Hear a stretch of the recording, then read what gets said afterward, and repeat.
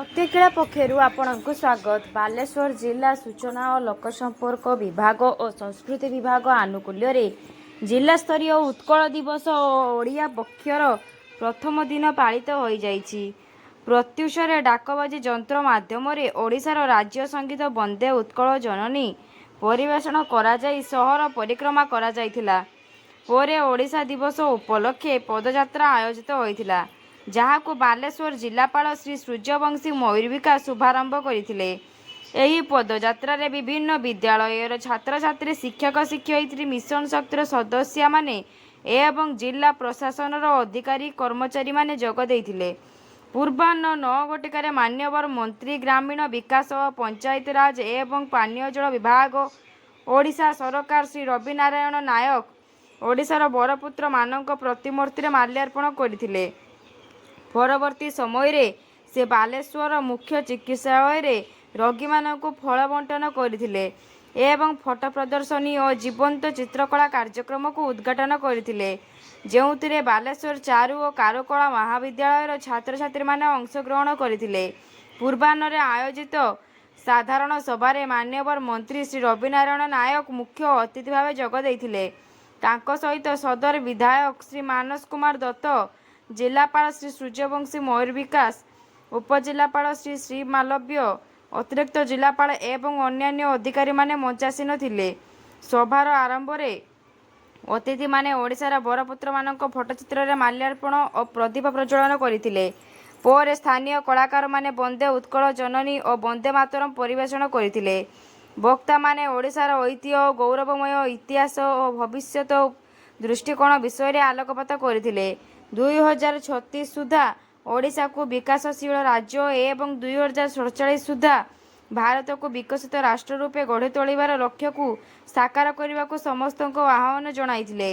ओडिशा दिवस उपलक्षे वक्तृता, देशात्मबोधक संगीत और चित्रांकन प्रतियोगिता रे सफल छात्र छात्री मानक पुरस्कृत करा जाइथिला।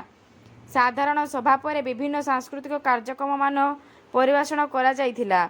साधारण सभा को जिला सूचना और लोकसंपर्क अधिकारी श्री प्रियदर्शी राजेश परिचालना करथिले। धन्यवाद। उत्कल दिवस आम पाई गर्व।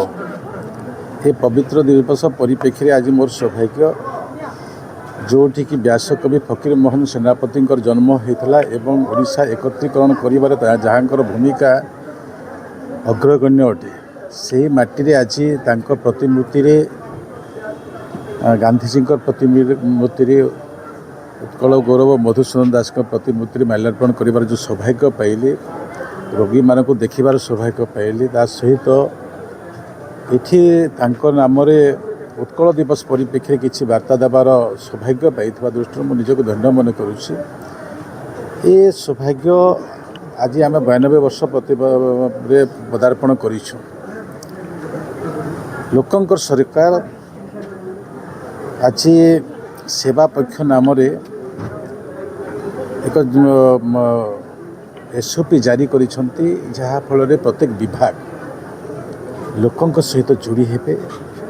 जो महानता नहीं आम ओडिशा एकत्रीकरण करला, आगामी दिन में आमर स्वप्न अच्छी 2036 2047 जे आम स्वाधीनता पाइला, एकत्रीकरण कर सौभाग्य पाइला, किंतु आमर जो कर्तव्य अच्छे, जो दायित्व अच्छे, से दायित्व को जदि ठीक भाव में निर्वाह करिपरिबा, निश्चित भाव में ओडिशा आग को बढ़ी पार। से दृष्टि नहीं समस्त सहयोग रे ये ओडिशा को आम अग्रगति करिपरिबा। ए परिप्रेक्षी आज दिन में आम संकल्प नेबा, जेमिति स्वभाव कवि गंगाधर मेहर गोटे कथा कही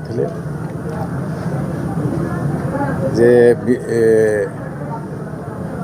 तांकर उक्ति थिला